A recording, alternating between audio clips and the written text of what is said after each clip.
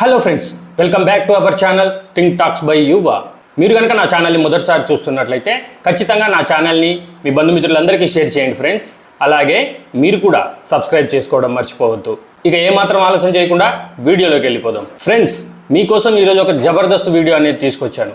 ఏమాత్రం స్కిప్ చేయకుండా ఈ వీడియోని మొత్తం చూసేయండి. అయితే ఇప్పుడు పాల్గం దాడి జరిగిన తర్వాత దేశంలో ప్రధానమంత్రి మోడీ గారి గవర్నమెంట్ అనేది కేంద్ర ప్రభుత్వం అనేది మొత్తం దేశాన్ని స్ట్రిక్ట్ చేసేసింది అనమాట.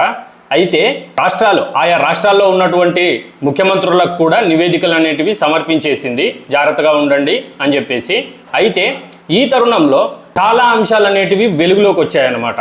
పాకిస్తానీ పౌరులను పెళ్లి చేసుకున్నటువంటి ఈ భారతీయ మహిళలు ఎవరైతే ఉన్నారో వారి పౌరసత్వాన్ని అనే దాన్ని పాకిస్తాన్కి మార్చుకోకుండా ఏళ్ల తరబడి ఇక్కడే ఉంటూ, ఇక్కడే తింటూ, ఇక్కడే ఆ పిల్లల్ని పోషించడం అంటే గవర్నమెంట్లు ఇచ్చే పథకాలు ఉన్నాయి కదా, వీటి ద్వారా ఇక్కడే చదివించుకుంటూ, ఇక్కడే పెంచి పోషించుకుంటూ ఉన్నారనమాట.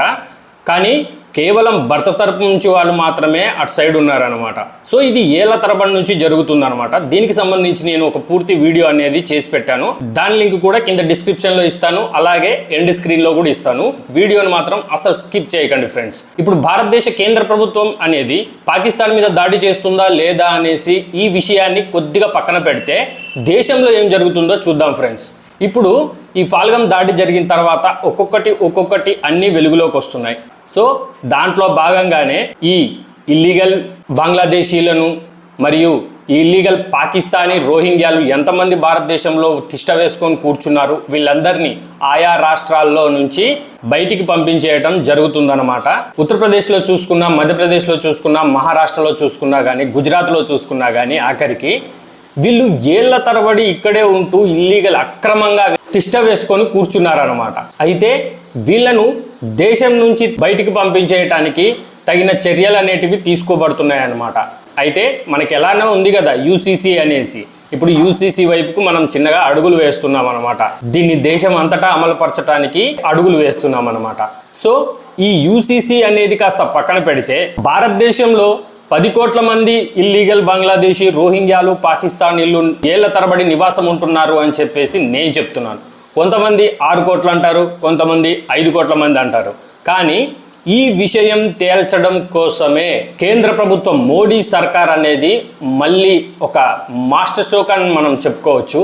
ఒక మాస్టర్ స్ట్రోక్ ఐడియాతో ముందుకు వచ్చింది. అదేంటంటే కులగణన సర్వే.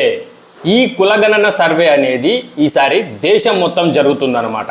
అయితే మోదీ ప్రభుత్వం అనేది దేశమంతటా కులగణన సర్వే చేయాలని చెప్పి ప్రకటించిందన్నమాట. అయితే ఏ టైంలో చేస్తారు, దాంట్లో ఉండే అంశాలు ఏంటి, ఇంకా కేంద్ర ప్రభుత్వం నుంచి మనకు వివరాలు అనేటివి రావాల్సి ఉంది. వీళ్ళు ఏ పరంగా కులగణన సర్వేలు చేస్తారు అనేసి ఇంకా దాని గురించి డీటెయిల్స్ అనేది రావాల్సి ఉందన్నమాట. అయితే ఈ కేంద్ర ప్రభుత్వం బీజేపీ సర్కారు కులగణన సర్వేని ప్రకటించడంతో ఇటు పక్క నుంచి రాహుల్ గాంధీ గారు మరియు ఇటు పక్క నుంచి ఎంకే స్టాలిన్, తమిళనాడు సీఎం ఎంకే స్టాలిన్ గారు, వీళ్ళు చాలా ఆనందపడుతున్నారనమాట.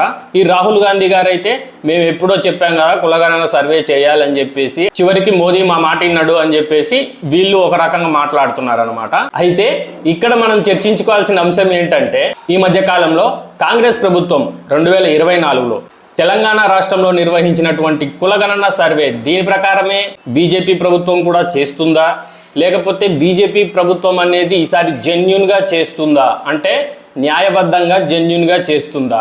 నేను ఈ మాట ఎందుకంటున్నానంటే ఫ్రెండ్స్, ఒకసారి మీరు కూడా గూగుల్లోకి వెళ్ళేసి కానీ లేకపోతే మీ దగ్గర రిపోర్ట్లు ఉంటే కానీ చూసుకోండి. 2024 తెలంగాణ కులగణన సర్వే అని చెప్పి మీరు చూసుకోండి. ఆ కులగణన సర్వేలో ఈ ముస్లింలకు సంబంధించినటువంటి వారిని బీసీలుగా చేర్చారనమాట. అయితే అసలు ఇస్లాంలో అయితే కులాలే లేవు, కానీ అలాంటిది వీళ్ళు ఏ ప్రాతిపదికన, అంటే ఏ కులం ఆధారంగా వీరిని బీసీలుగా చేర్చారో మనకైతే తెలియదు. ఇంకొక ఆశ్చర్యపోయే విషయం ఏంటంటే, తెలంగాణలో అసలు ఒక్క క్రైస్తవుడు కూడా లేడని చెప్పేసి కులగణన సర్వేలో అసలు ఏ క్రైస్తవుల గురించే మెన్షన్ చేయలేదు. అంటే ఈ మతం మార్చుకున్నటువంటి ఈ క్రైస్తవ సోదరులను, వీళ్ళను హిందూ కులాలకు సంబంధించినటువంటి ఎస్సీ ఎస్టీ కేటగిరీలో వీళ్ళని చేర్చేశారనమాట. సో ఇది ఇక్కడ ఒక వివాదాంశంగా ఉంది. సో కేంద్ర ప్రభుత్వం బీజేపీ కూడా ఇలానే చేస్తుందా, ఇలానే కులగణన సర్వే చేస్తుందా, లేకపోతే ఈసారి ఏమైనా జెన్యూన్గా చేసే అవకాశం ఉందా అని చెప్పేసి ఈ కులగణన సర్వే వల్ల మంచి జరుగుతుందా చెడు జరుగుతుందా అని చెప్పేసి మనం ఒక నిర్ణయానికి రాలేమన్నమాట.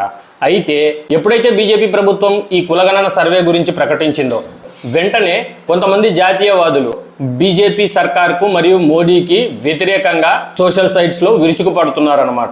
ఎందుకంటే ఈ కులగణన సర్వే అనేది దేశంలో ఉండే ప్రజలను కులాల వారీగా విడగొట్టడానికి మాత్రమే ఉపయోగపడుతుంది. దీనివల్ల ఏ ఉపయోగము జరగదు.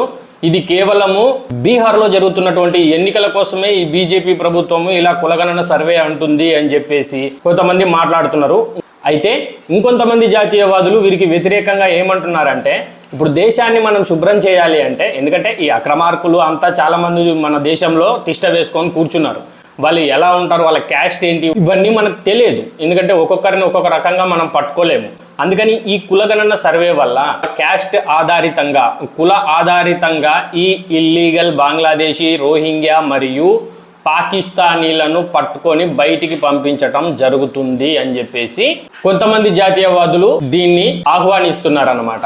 అయితే ఇక్కడ నా ఎనాలిసిస్ ఏంటంటే, భారతదేశంలో ఉన్నటువంటి దళిత కులాల వారు, ముఖ్యంగా సౌత్ రాష్ట్రాల్లో అంటే దక్షిణ రాష్ట్రాల్లో ఉన్నటువంటి ఈ దళిత కులాల వారు ఇంటర్నెట్లోకి వెళ్ళి డాక్టర్ బిఆర్ అంబేద్కర్ గారు ఎస్సీ ఎస్టీ రిజర్వేషన్లు కల్పించినప్పుడు ఆయన ఇతర విదేశీ మతాల గురించి ఆయన ఏ నిబంధనలు పెట్టాడో అని సెర్చ్ చేసి చూసుకోవటం లేదా తెలుసుకోలేకపోవడం అంత వెనకబడి ఉన్నారని అయితే నేను అనుకోవట్లేదు.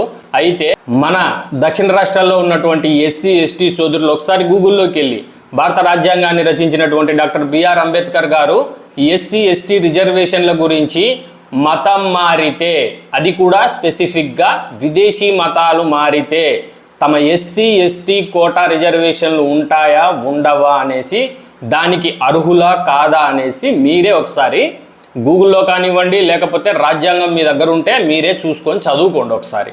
సో ఇప్పుడు ఈ కులగణన సర్వే అనేది నాకు తెలిసి బీజేపీ హయాంలో ఈ కులగణన సర్వే అనేది స్ట్రిక్ట్గా జరిగింది అంటే, ఎవరైతే ఈ హిందూ దళిత కులాలలో పుట్టిన వారు మతం మారిపోయి ఆన్ గ్రౌండ్లో మతం మారిపోయి ఇతర మతాలను ఆచరిస్తుంటే మాత్రం ఇబ్బందుల్లో పడతారన్నట్టే. ఎందుకంటే ఈ కులాలు అనేటివి హిందూ ధర్మం నుంచి వచ్చినవి. ఇది మీరు బాగా గుర్తుపెట్టుకోండి. ఈ ముస్లిం కానీ లేకపోతే ఈ క్రైస్తవ మతాలు, ఈ విదేశీ మతాలలో కులాలు, కుల వ్యవస్థ అనేది లేదు. అప్పుడు మీరు ఆల్రెడీ మతం మార్చుకొని కూడా ఇంకా హిందూ కులాన్ని ద్వారా మీరు రిజర్వేషన్లు పొందుతున్నట్టయితే అది మోసం అవుతుందన్నమాట. ఇది డాక్టర్ బిఆర్ అంబేద్కర్ గారు రాజ్యాంగంలో చెప్పిన అంశం అన్నమాట. సో మీరంతా చూసుకోండి. సో అయితే ఈ బీజేపీ ప్రభుత్వం చేయాలనుకుంటున్న ఈ కులగణన సర్వే అనేది ఈ భారతదేశంలో, అది కూడా దక్షిణ రాష్ట్రాలలో ఉన్నటువంటి దళితులు, ఎస్సీ ఎస్టీ దళితులు ఆల్రెడీ మనకు అందరికీ తెలిసిన విషయమే. చాలామంది చాలా వరకు ఎస్సీ ఎస్టీ కులాలలో క్రైస్తవ మతాన్ని స్వీకరించి ఆన్ గ్రౌండ్లో కూడా క్రైస్తవ మతాన్ని ఆచరిస్తున్న వారే. సో వారికి ఏమైనా సమస్య ఉంటుందా లేదా అనేది వేచి చూడాలి. ఎందుకంటే వాళ్ళు లీగల్గా హిందూ మతంలో లేరు, ప్లస్ ఆ హిందూ మతంలో లేనప్పుడు ఆ హిందూ కులం కూడా వారికి వర్తించదు. కాబట్టి ఈ సర్వే ప్రకారము ఈ బీజేపీ చేసే సర్వే అనేది ఎలా ఉండబోతుంది, వీరికి ఎలాంటి పరిణామాలు ఎదురవబోతున్నాయి అనేటివి కాలమే చెప్తుంది. ఈ కులగణన సర్వే అనేది ఒక రకంగా చెప్పాలంటే చాలా అద్భుతమైన విషయం. కానీ ఇది ఎంత అద్భుతమైన విషయమో అంత దేశానికి ప్రమాదకరం కూడా. ఎందుకు చెప్తున్నానంటే ఈ మాట, ఈ కులగణన సర్వే చేసేవారు అంటే అది కేంద్ర ప్రభుత్వం కానివ్వండి, రాష్ట్ర ప్రభుత్వం కానీ, ఈ కులగణన సర్వే చేసేవారు జెన్యూన్గా, న్యాయబద్ధంగా, చట్టబద్ధంగా, దేనికి లొంగకుండా కరెక్ట్గా చేస్తే దేశానికి చాలా ఉపయోగకరంగా ఉంటుంది. అదే ఈ కులగణన సర్వేను తప్పుడు లెక్కలతో ముస్లింలను బీసీలలో, మతం మారిన ఎస్సీ ఎస్టీ వాళ్ళను క్రైస్తవులుగా చూపించకుండా కేవలము హిందూ కులాల ద్వారాగా చూపిస్తూ ఓటు బ్యాంకు కోసం ఇలాంటి మోసానికి, ఇలాంటి ద్రోహానికి పాల్పడితే మాత్రము దేశం అనేది అభివృద్ధి కాదు. మతాలు తర్వాత సంగతి, ముందు దేశం అనేది అభివృద్ధి కాదనమాట. సో దీనివల్ల భారతదేశంలో ఎంతమంది అక్రమ బంగ్లాదేశీలు, రోహింగ్యాలు మరియు పాకిస్తానీలు అనే వాళ్ళు ఈ దేశంలో సంవత్సరాల తరబడి తిష్ట వేసుకొని మీరు నేను కట్టే ట్యాక్స్ డబ్బులతోటి ఉచిత పథకాలు పొందుకుంటూ మన జీవితాలను కూడా దుర్భరంగా తయారు చేస్తున్నారో చూడాలి. సో ఇది ఫ్రెండ్స్ ఈరోజు నా వీడియో. మీ అందరికీ నచ్చిందని ఆశిస్తున్నాను.